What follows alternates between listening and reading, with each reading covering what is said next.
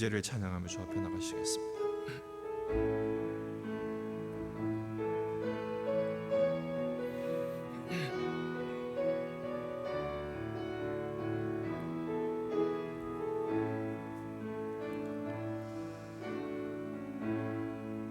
하늘의 문을 여소서, 이곳을 주목하소서. 주를 향한 노래가 꺼지지 않으니 하늘을 열고 보소서. 이곳에 임재하소서. 주님을 기다립니다. 기도의 향기가 하늘에 닿으니 주여 임재하여 주소서. 이곳에 오셔서 이곳에 앉으소서. 이곳에서 드리는 예배를 받으소서. 주님의 이름이 주님의 이름만이 오직 주의 이름만 이곳에 있습니다. 이곳에 오셔서 이곳에 앉으소서. 이곳에서 드리는 예배를 받으소서. 주님의 이름이 주님의 이름만이 오직 주의 이름만 이곳에 있습니다.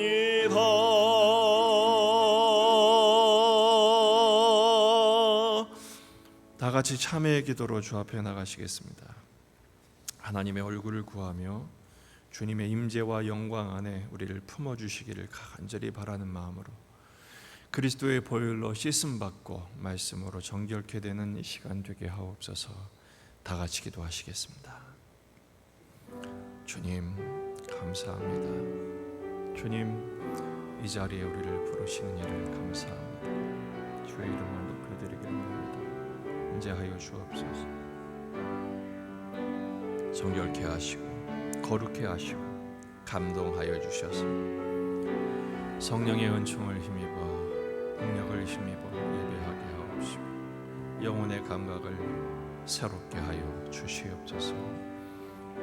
아멘. 내가 산을 향하여 눈을 들리라. 나의 도움이 어디서 올까? 나의 도움은 천지를 지으신 여호와에게서로다. 아멘. 참 좋으신 하나님 아버지, 이 주일 아침 첫 시간을 주께 경배하게 하시는 일을 감사합니다. 지난 한 주간도 하나님의 사랑의 손으로 우리를 붙들어 주셨거니와 또 이렇게 주님을 예배할 자로 구별하시고 모으시며 우리 예중의 모든 가족들이 한 시간에 하나님을 경배케 하시니 감사합니다. 하늘 문을 여시고 임재하사 하늘의 은총과 말씀의 능력과 성령의 감동으로 충만하게 하옵소서. 이번 한 주간도 주님의 은총을 힘입어 능히 승리할 수 있도록 우리에게 새 힘을 허락하여 주옵소서. 오직 성부와 성자와 성령 하나님만 영광 받아 주옵소서. 예수님의 이름으로 기원하옵나이다. 아멘. 우리의 신앙을 고백하겠습니다. 전능하사 천지를 만드신 하나님 아버지를 내가 믿사오며 그 외아들 우리 주 예수 그리스도를 믿사오니 이는 성령으로 잉태하사 동정녀 마리아에게 나시고 본디오 빌라도에게 고난을 받으사 십자가에 못 박혀 죽으시고 장사한 지 사흘 만에 죽은 자 가운데서 다시 살아나시며 하늘에 오르사 전능하신 하나님 우편에 앉아 계시다가 저리로서 산자와 죽은 자를 심판하러 오시리라. 성령을 믿사오며 거룩한 공예와 성도가 서로 교통하는 것과 죄를 사하여 주시는 것과 몸이 다시 사는 것과 영원히 사는 것을 믿사옵나이다. 아멘. 432장입니다.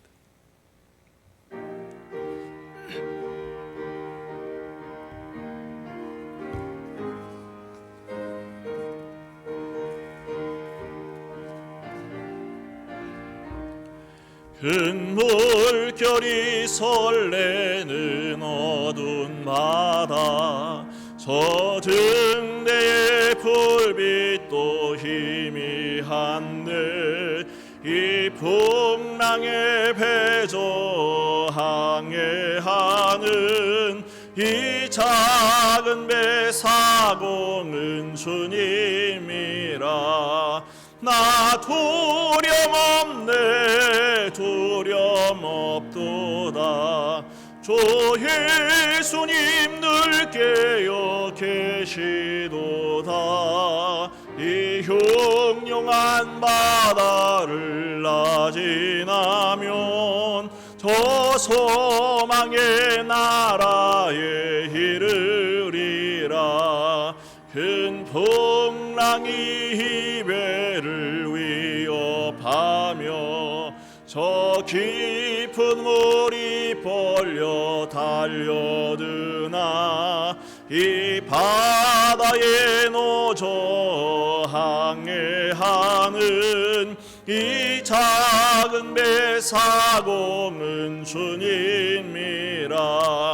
나 두려움없네, 두려움없도다. 주 예수님 늘 깨어 계시도다. 이 흉흉한 바다를 나 지나면 저 소망의 나라에 이르리라. 큰 호리로 물결을 명하시면 이 바다는 고요히 잠자리라. 저 동력이 환하게 밝아올 때 나 주 함께 이 바다 건너가리. 나 두려움없네, 두려움없도다. 주 예수님 늘 깨어 계시도다. 이 흉흉한 바다를 나 지나면 저 소망의 나라에 이르리라.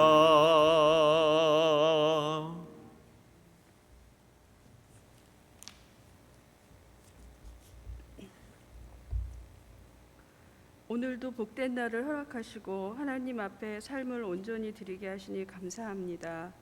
저희들의 발걸음을 인도하시는 주님, 마음과 정성을 모아 예배드리게 하여 주옵소서. 하나님께서 기뻐하시는 의로운 길로 복된 길로 나아가는 은혜를 회복시켜 주옵소서. 지난 한 주간 저희들은 세상의 힘에 눌려 하나님 말씀을 잊고 지쳐 있었습니다. 연약함을 긍휼히 여기사 제사함의 은총을 베풀어 주옵소서. 현재 코로나 블루로 인해 사람들이 위축돼 있고 내일을 알 수 없음에 불안해한 때에 믿는 저희들이 서로를 세우며 격려할 수 있는 힘을, 지혜를 간구합니다. 아버지 하나님, 어려움 속에서도 신앙을 지키며 내가 너를 도와주리라, 나의 의로운 손으로 너를 붙들리라는 말씀을 의지하고 도우심을 청하는 성도들을 도우사 감사하게 하시고 하나님의 말씀으로 충만하여 주님의 참 평안을 누리는 우리들이 되게 하여 주시옵소서.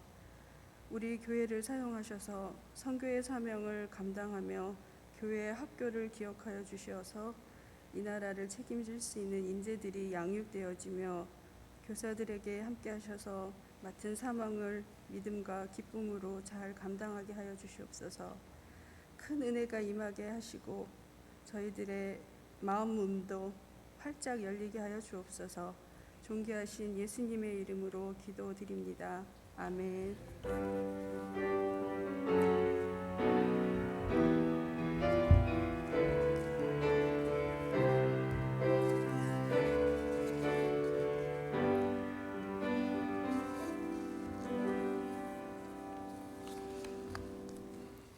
오늘 우리에게 주신 하나님의 말씀은 사도행전 14장 19절에서 22절입니다. 사도행전 14장 19절에서 22절 말씀. 유대인들이 이 안디옥과 이고니온에서 와서 무리를 충동하니 그들이 돌로 바울을 쳐서 죽은 줄로 알고 시외로 끌어내치니라. 제자들이 둘러섰을 때에 바울이 일어나 그 성에 들어갔다가 이튿날 바나바와 함께 더베로 가서 복음을 그 성에서 전하여 많은 사람을 제자로 삼고 루스드라와 이고니온과 안디옥으로 돌아가서 제자들의 마음을 굳게 하여 이 믿음에 머물러 있으라 권하고, 또 우리가 하나님의 나라에 들어가려면 많은 환난을 겪어야 할 것이라 하고. 아멘. 우리 함께 한번 따라해 보시면 좋겠습니다. 하나님 사랑합니다. 하나님 감사합니다. 할렐루야. 우리가 지난주에 베드로를 향한 주님의 질문과 또 베드로의 대답을 통한 우리의 사랑을 확인하는 시간들을 가졌습니다. 이번 한 주간 주님을 향한 사랑과 감사가 넘치는 한 주간이었던 줄로 믿습니다. 이번 한 주간 더 그렇게 하나님을 향한 사랑과 또 감사가 더욱 풍성해지는 복된 우리의 삶이 되기를 주의 이름으로 축복합니다. 점점 어려워지는 것 같습니다. 점점 앞이 보이지 않습니다. 그런데 여러분, 이럴 때일수록 분명해지는 게 있습니다. 이 세상이 아무리 어둡고 막막해도 그럴수록 우리에게 확실해지는 게 있습니다. 그게 뭐냐? 우리는 천국에 들어갈 사람들이라는 사실입니다. 아멘이십니까? 그렇습니다. 우리는 천국의 백성이 되었습니다. 그리고 천국을 바라보게 되는 것입니다. 우리는 점점 꽃길이 더 펼쳐질 줄 알았습니다. 그런데 그렇지만은 않다는 것을 주님은 여러 가지 재해와 재난과 전쟁 같은 현실을 통해서 우리에게 확인시켜 주기를 원하시는 것 같아요. 여기가 끝이 아니라는 거죠. 우리는 천국이 준비되어 있고 천국에 들어갈 사람들로서 천국을 위한 준비의 삶을 이 땅에서 살고 있다는 것을 잊지 말았으면 좋겠습니다. 그래서 천국은 분명히 있습니다. 그리고 우리는 천국에 들어갈 것입니다. 그러면 우리의 관심을 잠시 이 어둡고 답답하고 앞이 보이지 않는 현실에서 하늘을 향해 좀 보자고요. 그런데 하늘을 향해서 천국에 들어가려면 어떻게 되느냐? 명백한 것은 한 가지 분명하죠. 오직 예수님뿐이라는 사실입니다. 저 주일학교 때 불렀던 찬송가가 있어요. 천국에 들어가는 길은 뭐죠? 예수님뿐이지요. 황금으로 된 그 길, 그 천국에 가는 길은 오직 예수님뿐이지요. 우리는 그것을 확실히 믿습니다.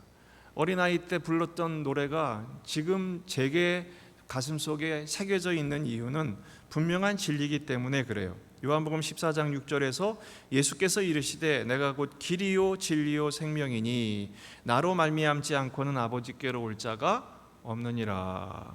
오직 천국에 가는 길은 예수님뿐인 줄 믿습니다. 그런데 오늘 바울 사도는 좀 부담스러운 이야기를 또 한 가지 합니다. 22절에서 하나님 나라에 들어가려면 많은 환난을 겪어야 할 것이다. 천국에 들어가는 또 하나의 조건이 있대요. 많은 환난을 겪어야 할 것이라고 22절에 말씀하고 있어요. 이걸 보면 조금 예수님으로 충분한데, 예수님만 믿으면 되는데 또 환난이 있어야 되는가? 사실 환난은 우리가 좀 피하고 싶은 거잖아요. 우리 기도할 때 그거잖아요. 하나님 좀 환난을 피하게 해주세요. 혹은 환난을 좀 적게 경감시켜 주세요. 오히려 환난을 넘어서서 축복과 형통과 응답과 기쁨이 계속되게 해주세요. 이게 바로 우리의 바람이지 않습니까? 그런데 바울 사도는 분명히 우리에게 말합니다. 하나님 나라에 들어가려면 환난을 많이 겪어야 한다.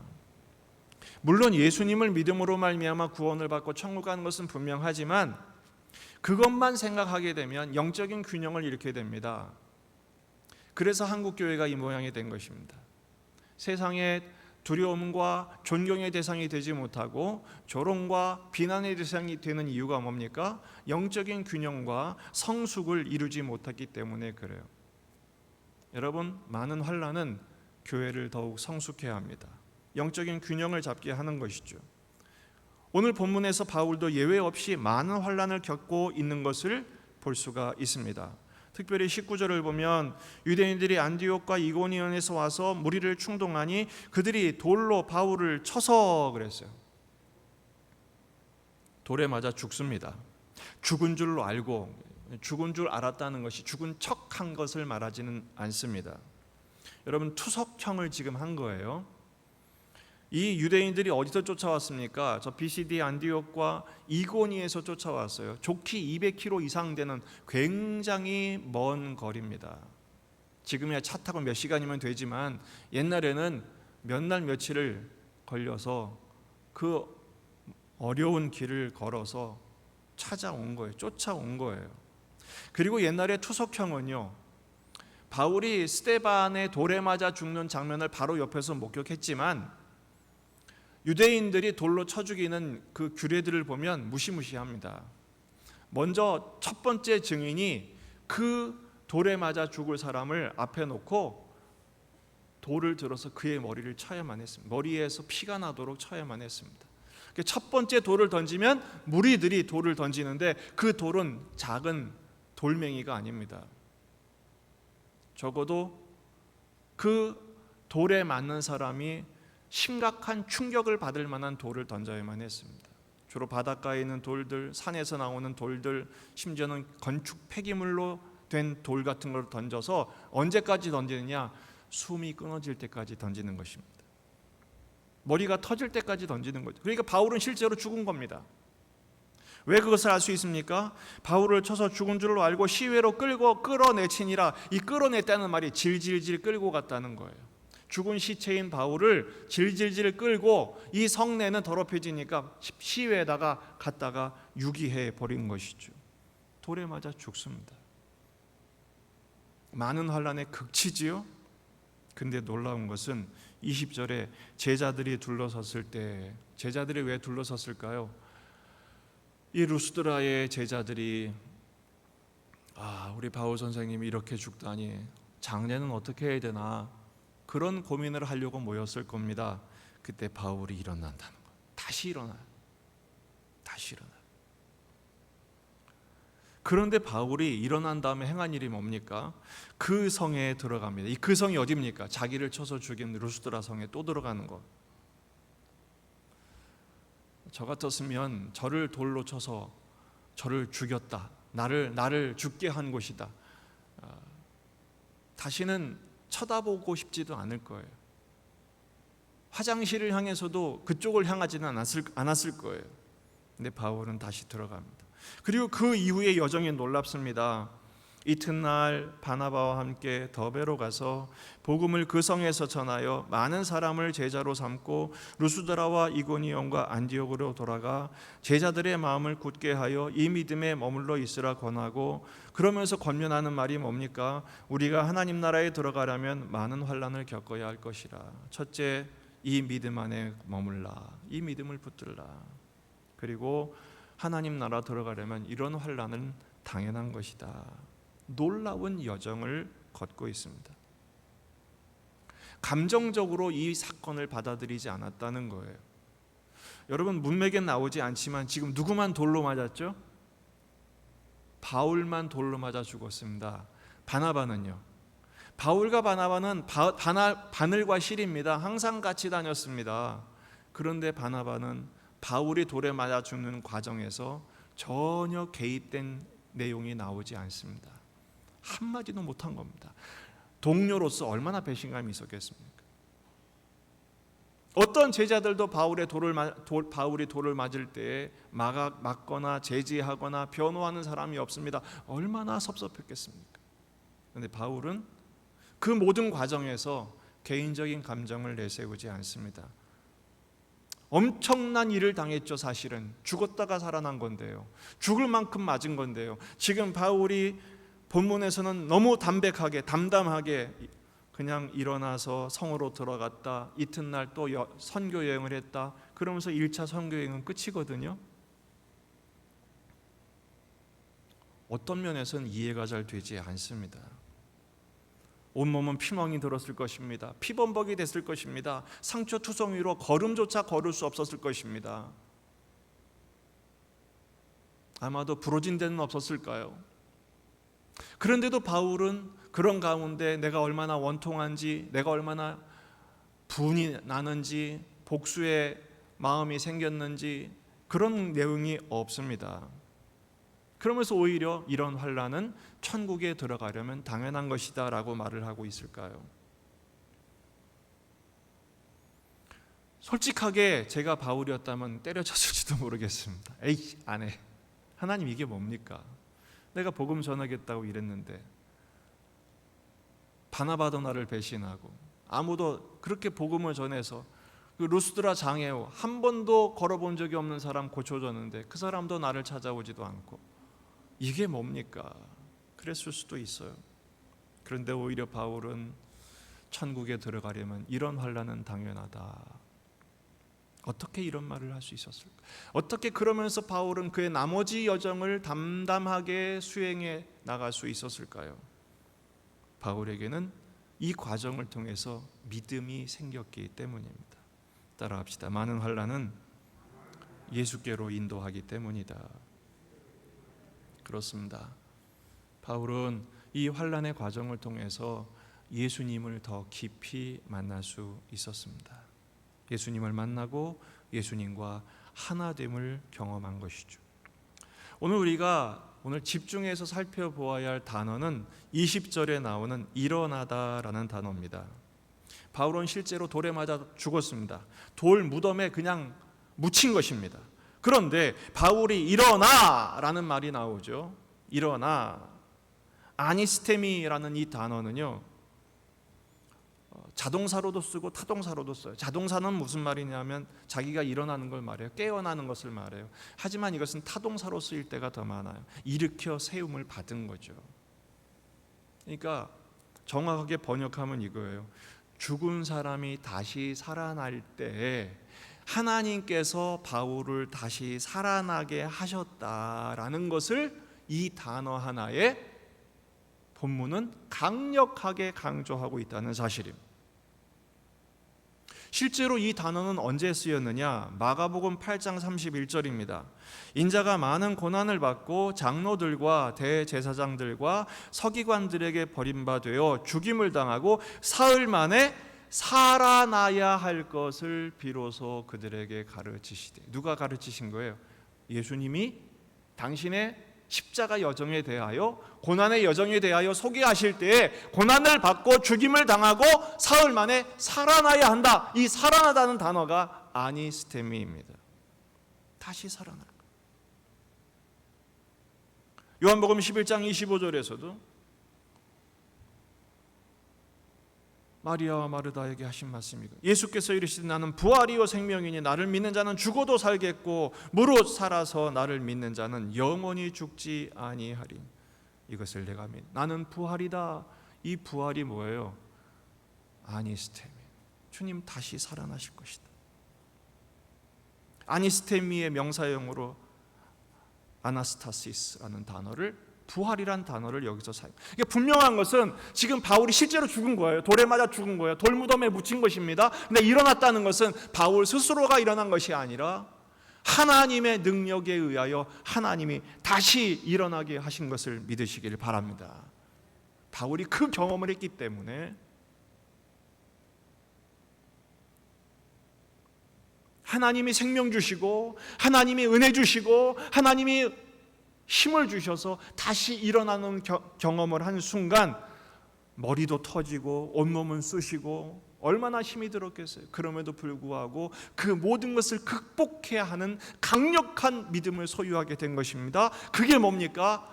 예수님은 실제로 부활하셨다. 그리고 부활의 능력이 지금 내게 입혔다. 그러면서 그 환난을 통해, 죽음을 통과하는 환난을 통해 부활의 확신을 갖게 된 것입니다. 근데 실제로 바울이 이 말을 또 쓴 적이 있어요. 언제냐면 14장 10절에서 그 한 번도 걸어본 적이 없는 루스드라 장애인 있잖아요. 하반신 마비자에게 바울이 뭐라고 그럽니까? 그게 그에게 구원하는 믿음이 있음을 보고 바울이 뭐라고 선포합니까? 14장 10절에서 큰 소리로 이르되 내 발로 일어서라. 바로 일어서라. 그 일어서라 한 단어가 바로 아니스템. 일어나. 근데 바울은 그때 믿음으로 선포했지만 실제로 이 말이 무슨 의미인지 몰랐어요. 그런데 자기가 직접 경험하게 돼요. 그러니까 여러분 놀랍죠?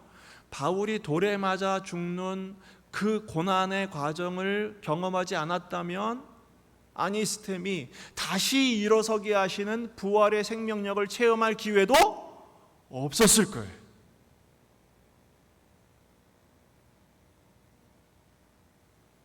그러니까 바울은 오히려 그 돌에 맞아 죽는 그 고통의 과정이 오히려 하나님의 부활의 능력을 체험하는 축복의 기회가 되었다는 것이죠. 따라합시다. 고백대로 체험하고 체험만큼 변화된다. 할렐루야. 바로 이것입니다. 아마 그 장애우에게 바로 일어서라, 이 말은 성령께서 감동하셔서 한 말이지만 사실 그 말의 책임을 지기 위해서는 자기가 쓰러지는 죽는 경험을 해야만 했던 거예요. 그 체험을 하게 하신 거예요. 근데 그 체험을 통해서 다시 일어나는 체험을 통해서 놀랍게 바울은 변화된 것입니다. 그래서 일어나서 바나바를 멱살을 잡고 당신 나한테 이럴 수 있어? 내가 돌을 맞을 때 어떻게 한마디도 안 해? 그런 말도 하지 않았어요. 오히려 자기를 돌로 친 성에 들어가서 그들에게 다시 복음을 전하고 나머지 1차 선교여행의 모든 여정을 담백하게, 정말 요즘 자주 나오는 단어이죠. 뚜벅뚜벅 자기 길을 걸어가는 모습을 보여주고 있는 것입니다. 그렇습니다. 여러분, 믿음의 고백은 참 중요합니다. 근데 여러분, 믿음의 고백은 책임지셔야 됩니다. 그대로 체험하게 하십니다. 그래서 저는 설교자로서 어떤 땐 두려울 때가 있어요. 하나님의 진리의 말씀을 깊이 묵상하고 그 말씀을 선포하는데 주력을 하는데 어느 순간 그런 걸 주님이 요구하실 때가 있어요. 너 설교한 대로 책임질 수 있어? 한번 살아봐 라는 상황으로 몰고 가실 때가 제일 무섭습니다. 실제로 여러 번 경험했고요. 수없이 경험하고 있고요. 그래서 어떤 때는 주님, 이번 주 요 설교는 좀 빼고 싶어요. 요 대목은 좀 빼고 싶어요. 왜냐하면 말의 책임을 져야 될지도 모르니까.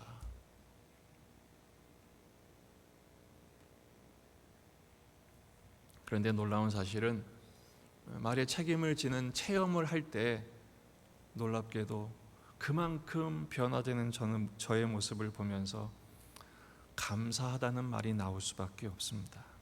다시 한번 따라해 볼까요? 고백대로 체험하고 체험만큼 변화된다. 예, 두려운 말입니다. 두려운 명제입니다. 하지만 여러분, 이 과정을 겪을수록 반복되고 더 강화되고 더 깊어질수록 그 사람은 성장하는 것입니다. 심지어 어느 정도로요? 하나님 나라에 들어가려면, 천국에 들어가려면 많은 환난을 겪어야 한다고 했죠. 이 말은 오해하지 마십시오. 고난이 천국의 조건이 된다는 말은 아닙니다. 천국에 합당한 존재로 빚어져 간다, 창조되어 간다, 변화되어 간다라는 이야기입니다. 고린도후서 4장 8절에서 10절입니다. 바울이 참 놀라운 고백을 합니다. 전에도 한번 제가 소개한 말씀인데요. 우리가 사방으로 오겨쌈을 당하여도 쌓이지 아니하며 답답한 일을 당하여도 낙심하지 아니하며 박해를 받아도 버림받지 아니하며 거꾸로 뜨림을 당하여도 망하지 아니하는 이유는 우리가 항상 예수의 죽음을 몸에 짊어짐은 예수의 생명이 또한 우리 몸에 나타나게 하려 함이라. 할렐루야. 예.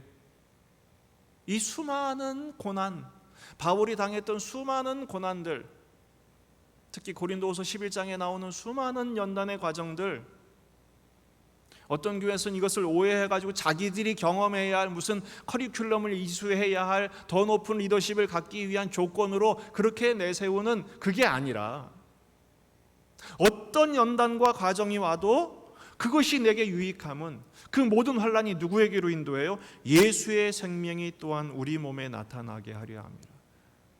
예수의 생명, 예수의 존재로 주님께로 인도하고 주님을 닮도록 그렇게 우리를 이끌어 준다는 것입니다. 여러분, 이 세상에 우리의 삶의 목적이 뭡니까? 잘 먹고 잘 사는 데 있다면 그것은 예수를 믿는 목적이 잘못된 것입니다. 형통과 축복이 목적이라면 오히려 천국과는 거리가 먼 것입니다. 이 모든 환난이 우리를 누구에게로 인도하고요? 예수께로 인도한다고요. 실제로 지난주 묵상한 대로 제자들이 예수님이 십자가에 달려 돌아가신 장면, 그것을 보므로 그들에게 그보다 더 큰 고난이 없었을 거예요. 그런데 그 고난이 오히려 부활하신 주님을 만나는 기회로 삼지 않습니까? 그리고 그 부활하신 주님이 뭐라고 질문하십니까? 너 나를 사랑하느냐? 그리고 베드로가 고백하죠. 주님, 제가 주님을 사랑합니다. 고난은요, 오직 주님을 사랑하게 만드는 정화 과정입니다. 요한복음 15장에 나오는 그 가지, 포도나무, 우리의 나무이신 예수님께 붙은 가지, 이 가지가 많은 열매를 맺기 위해서 하는 두 가지가 있다고 그랬죠. 첫째는 가지치기, 둘째는 가지 씻기. 이 과정, 이 고난이 뭐예요? 우리로 하여금 예수 열매 맺게 하는, 천국 열매 맺게 하는 가지치기요, 생가지를 잘라내는 거예요. 농사하는 분들에게 물어봤더니 한 80%는 잘라내네. 생가지를 잘라내야 된다는 거예요. 생사를 잘라내야 된다는 거예요. 그리고 씻어내는 그 과정, 불로 태우는 과정, 그 과정이 필수적이라는 것입니다. 거기서 우리는 행복의 가치가 전도됨을 경험해요. 진정한 행복이 뭡니까? 우리 지난주 금요일 날 우리의 기쁨이 뭐냐? 우리의 기쁨, 돈이 생기고 지갑이 두둑해지고 명예가 생기고 힘이 생기는 게 행복이라면 그것은 잘못된, 세상에 쇠뇌된, 학습된 기쁨이라고 해요. 진정한 기쁨은 뭐예요? 여러분, 유대인들의 진정한 행복이 뭔지 아십니까? 이거는 우리에게 큰 도전입니다. 하나님 만나는 거예요. 여러분, 우리가 이렇게 예배하는 이유가 뭡니까? 하나님 만나기 위해서 온 줄로 믿습니다. 하나님 만나는 것보다 더 큰 행복은 없는 것입니다. 왜 고난이 우리에게 유익입니까? 바로 하나님만 바라보게 하기 때문에 그렇습니다. 이번 주도 우리는 충격적인 소식을 들었어요. 미국에서 전한 뉴스에 의하면 대통령 다음으로 힘이 센 시장이 극단적인 선택을 했다는. 왜 그랬을까요? 감추기 위해서, 지키기 위해서. 우리나라는 참 불행한 모습들을 자꾸 보여주고 있습니다. 유력한 사람들이 자꾸 극단적인 선택을 합니다. 왜 그렇습니까? 자기가 쌓은 것을 지키기 위해서, 자존심을 지키기 위해서, 자기가 지은 죄들을 가리기 위해서. 여러분, 그런다고 가려지지도 않고 그런다고 지켜지지도 않는 것입니다. 그런 선택을 한 것은 안타깝고 슬픈 일입니다. 그러나 여러분, 한 번 죽는 것은 사람에게 정한 것이지만 그 다음에 뭐가 있어요? 심판이 있습니다. 그것으로 가려지지 않습니다. 명심하십시오. 그런 용기가 있다면 차라리 오늘을 받아들이는 믿음을 갖는 것이 더 중요합니다. 왜 그렇습니까? 그 다음에 오는 심판은 누가 대신 받으셨어요? 주님이 받으셨어요. 그러므로 오히려 오늘의 고난을 믿음으로 받아내십시오. 따라해봅시다. 고난은 필수 과목입니다. 예, 고난은 필연적인 것입니다. 오히려 나에게 지금 나는 아무 문제가 없는데, 나는 전혀 문제가 없는데, 그런 의심해 보셔야 됩니다. 내가 구원받은 게 맞나? 내가 천국 백성인 게 맞나? 한번 고개를 갸우뚱하셔야 됩니다. 근데 나는 왜 이렇게 힘든 게 많지? 왜 주님은 나를 이렇게 어렵게 하시지? 그 이유는 여러분이 하나님의 손에 붙들려 있다는 증거가 되는 것입니다. 바울 사도는요, 바울이 당한 많은 고난에 대하여 그 현타가 왔을 때, 현실 자각타임이 왔을 때 이렇게 고백한 적이 있어요. 고린도후서 1장 8절 9절. 형제들아, 우리가 아시아에서 당한 환난을 너희가 모르기를 원하지 아니하노니 힘에 겹도록 심한 고난을 당하여 뭐까지 끊어져요? 살 소망까지 끊어지고 우리는 자신이 사형 선고를 받은 줄 알았으니. 이게 바울의 솔직한 고백. 하나님 나한테 사형 선고를 주셨구나. 나는 끝장이구나. 근데 나중에 이것을 깨달아. 그 이유는 우리로 자기를 의지하지 마. 이게 중요합니다. 뭐를 의지하지 말고 자기를 의지하지 마. 이 세상 힘을 의지하지 말고, 이 세상에 쌓은 것, 이 세상이 우리에게 요구한 것, 이것들을 의지하지 말고 오직 죽은 자를 다시 살리시는, 다시 일으키시는 하나님만을 의지하게 하심이라. 할렐루야. 바울이 이렇게 말할 수 있었던 이유가 뭡니까? 지금 돌에 맞아 죽었다가 돌무덤에 묻혔다가 다시 일어나게 하신 하나님의 그 능력, 그걸 경험한 거예요.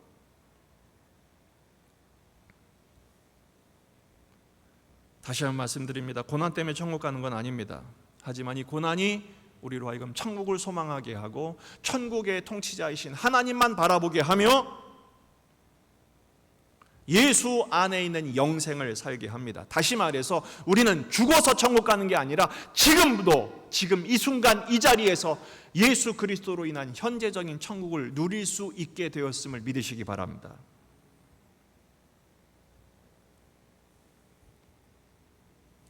어떤 분들은 그렇게 말해요. 예수 믿으면 그냥 그것으로 끝이다.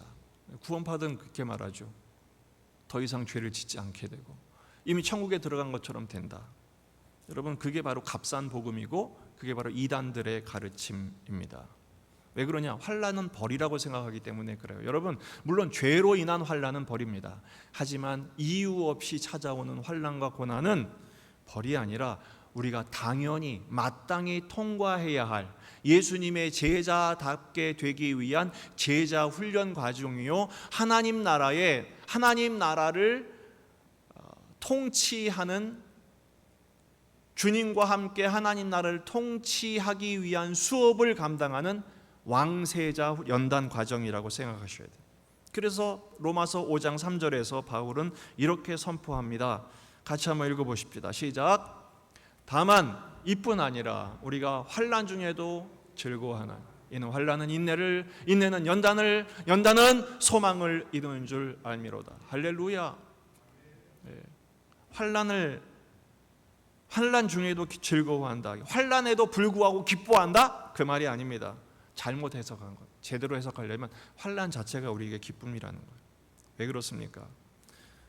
나를 깨끗하게 하기 위해, 나를 거룩하게 하기 위해, 나의 믿음을 강화하고 나의 존재를 거룩하게 하며 결국은 그것으로 인해서 현재를 감당하게 하고 미래의 은혜, 앞으로 다가올 천국을 소망할 뿐 아니라 현재의 상황 속에서도 예수 그리스도로 인한 하나님 나라를 누리도록 만들어 주시기 때문입니다.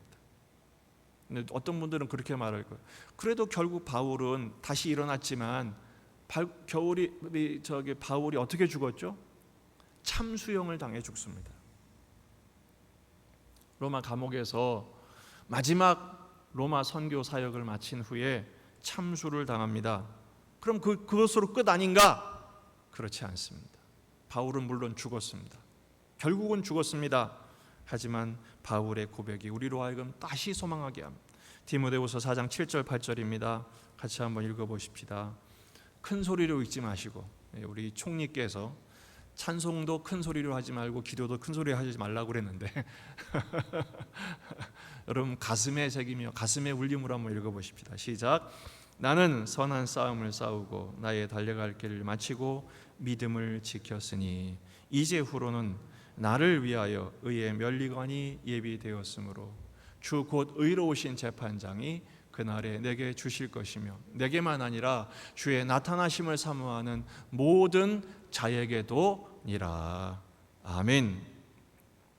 바울도 물론 죽었습니다. 하지만 바울은 죽지 않았습니다. 왜 그렇습니까? 나의 선한 싸움 싸우고 달려갈 길을 마치게 되었지만 끝까지 믿음을 지켰을 뿐 아니라 이제 후로는 이거 뭐예요? 영원의 삶에서는 나를 위하여 뭐가 준비되어 있다고요? 의의 면류관이 준비되었다. 영원한 하나님의 상급으로 하나님의 영원한 삶을 사는 길을 얻게 되었다라는 것입니다. 그리고 실제로 바울의 육신은 죽어서 없어졌지만 바울이 남긴 복음의 서신서들은 지금도 우리에게 얼마나 큰 믿음의 용기와 도전과 양육의 도구로 쓰임받고 있습니까? 반대로 바울을 돌로 쳐서 바울에게 돌을 던진 사람들, 바울을 참수시킨 그 장본인들은 어떻게 됐을까요? 그냥 한낱 먼지로 흩어지고 말았습니다. 남은 게 없는 거죠. 여러분, 광야에 쓰러진 모세를 하나님 다시 일으키셔서 민족을 구원하는 지팡이로 사용하셨어요.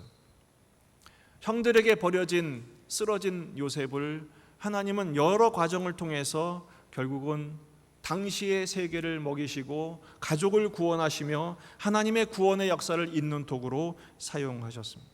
십자가에 쓰러진 예수 그리스도를 하나님께서는 다시 일으켜 세우셔서 영원히 썩지 아니하는 부활의 생명의 첫 길로 우리에게 열어주셨습니다. 따라서 그 예수님을 믿는 우리에게는 절망이란 없습니다. 오히려 고난은 우리에게 축복이 되는 것입니다. 여러분, 오늘 저녁에 잠자리에 들면 내일 아침 당연히 눈을 뜨리라는 믿음이 있기 때문에 잠자리 드는 것이, 만약에 내일 아침 눈을 뜰지 못 뜰지 모른다, 그럼 오늘 밤 잠이 들겠습니까? 그럴 수 없는 것입니다. 우리가 믿음이 있기 때문에 잠이 드는 것처럼 여러분, 우리에게 믿음이 있기 때문에 오늘을 살아가는 생명, 부활의 생명을 주신 것을 믿으시기 바랍니다. 오늘 우리가 한 가지 명백하게 깨달아야 할 네 글자 따라합시다. 좌절 금지. 예, 좌절하지 맙시다. 고난은 우리에게 예수 그리스도께서 지금도 살아계셔서 우리와 함께 계시다는 놀라운 은혜의 증거입니다. 천국은 있습니다. 그리고 천국은 옵니다. 그리고 우리는 천국에 갑니다. 그리고 더 중요한 것, 우리는 천국을 살고 있습니다. 이 은총을 힘입어 이번 한 주간도 우리의 삶의 환경과 조건은 결코 바뀌지 않고 더 점점 어려워질 수 있겠지만 이 모든 환난의 과정들을 통해서 천국에 더욱 가까운 인생을 살고 있다는 믿음으로, 그리고 그 은혜를 힘입어 주님과 함께 동행하니 그 어디나 하늘나라를 누리는 천국 백성의 삶을 살아내시기를 주의 이름으로 축원합니다. 기도하시겠습니다. 하나님 아버지, 많은 환난을 통하여 특별히 돌에 맞아 죽는 그 죽음의 과정을 통하여 다시 일으키시는 하나님의 능력을 체험한 바울의 고백처럼 우리도 이 환난의 불같은 시련의 과정을 겪어내야 하는 그 과정을 살아가는 우리들에게 이 바울의 믿음도 우리에게 허락하여 주시옵소서. 그래서 이 믿음으로 우리도 다시 일어나게 하고, 또 쓰러져 있는 우리 가족들, 우리에게 보내주신 영혼들을 일으켜 세우는 일에 쓰임받는 전도적인 사명, 선교 사명 감당하는 믿음의 권속들, 천국 백성들 되게 해 주시옵소서. 예수님의 이름으로 기도하옵나이다. 아멘. 나와 나의 백성이 무엇이기에 이처럼 즐거운 마음으로 드릴 힘이 있었나이까. 모든 것이 주께로 말미암아 싸우니 우리가 주의 손에서 받은 것으로 주께 드렸을 뿐이니이다. 아멘. 준비하신 예물을 드리겠습니다. 진리와 생명 되신 주 찬양하시면서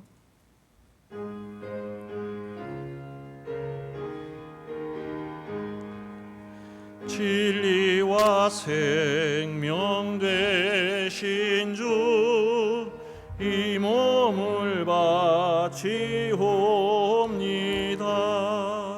믿음과 소망 사랑에 한 마음 되게 하소서.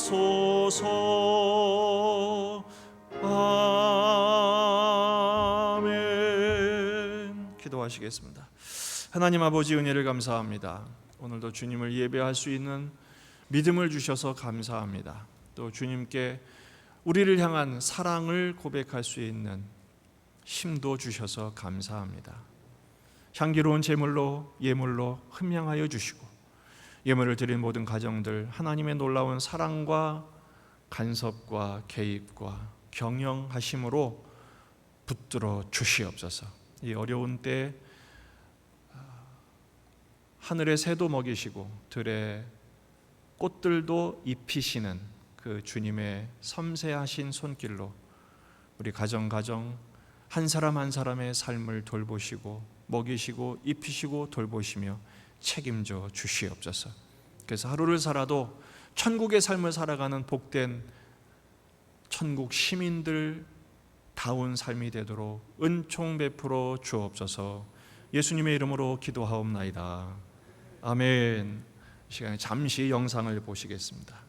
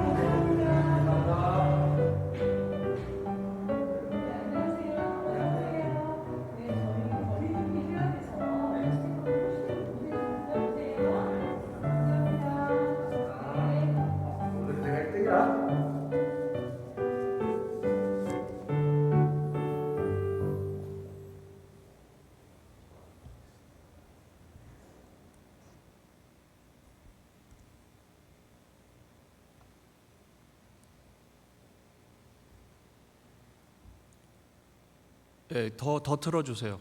또 있어요.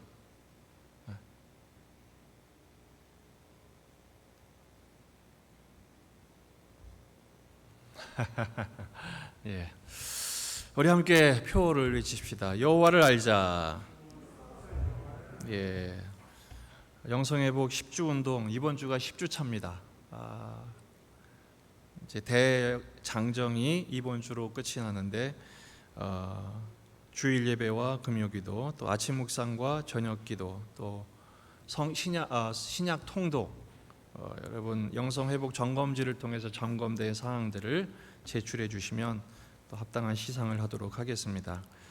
10주 운동에 참여해 주신 여러분들 참 감사합니다. 이 어렵고 힘든 때 수고들 많이 하셨습니다. 아직 한 주 남았으니까 이번 한 주 유종의 미를 거두도록 최선을 다하시면 좋겠습니다. 어떤 분들은 좀 밀렸다고 그래요. 그거 좀 당겨서 하시면 됩니다. 최선을 다하시면 좋겠습니다. 그리고 7월 경건 실천은 인생 말씀 찾기입니다. 여러분, 하나님이 여러분을 지난날 여러분을 감당하게 하셨고 오늘을 이겨내게 하시면 내일을 소망하게 하신 인생의 말씀을 확인하셔서 이 말씀들을 여러분 암송하시고 묵상하시고 찾아내시고 또 함께 나누셔서 이 어려운 때를 같이 이겨낼 수 있는 기회로 삼으시면 좋겠습니다. 함께 일어나셔서 찬양하고 축복하겠습니다.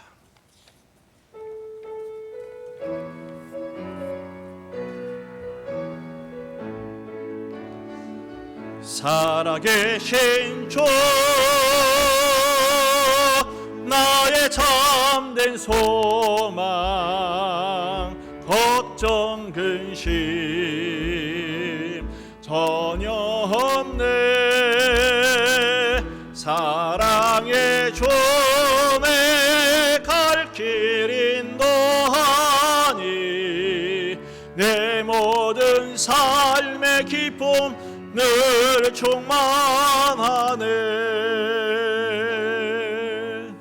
우리 우리 주 예수 그리스도의 은혜와 하나님 아버지의 무한하신 사랑과 성령님의 감동, 위로, 교통, 충만하신 은혜가 천국을 소망하며 오늘 주어진 삶을 믿음으로 감당하며 오히려 천국의 삶을 살아가기를 다짐하는 예수님의 가족들, 모든 예배자들 위해 이제부터 영원토록 함께 있을지어다. 아멘.